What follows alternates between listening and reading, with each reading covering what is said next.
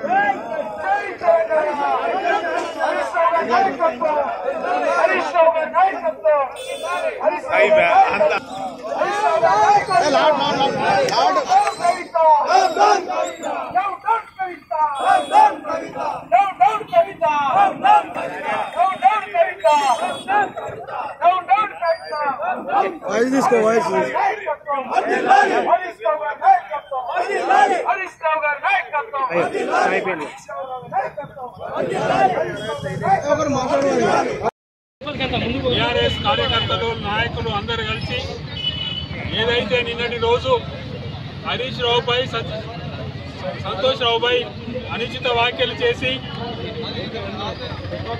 చేసిన నిరసనగా ఇవాళ కవితక్క అస్థిబొమ్మ కాలవేయడం జరిగింది.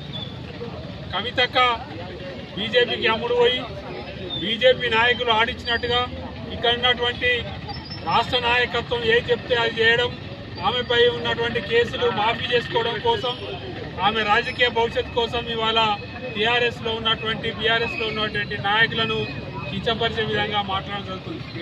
ఇన్ని రోజులు ఒక నాయకులను మాట్లాడితే కవిత ఇప్పటికైనా గుర్తుపెట్టుకో, మీ నాన్న గురించి కూడా మాట్లాడినట్టు ఉంటుంది. కాబట్టి పార్టీ అంటేనే కేసీఆర్ అంటేనే పార్టీ. కాబట్టి పార్టీని ఏ విధంగా మీరు కించపరిచే విధంగా మాట్లాడినా బీఆర్ఎస్ కార్యకర్తలు ఉపేక్షించారు. నిన్ను ఊర్లలో కూడా తిరగనేయకుండా అడ్డుకుంటారని చెప్పి ఇది ఫస్ట్ వార్నింగ్ గా ఖబర్దార్ అందుకుంటూ ముగిస్తున్నాం. జై తెలంగాణ.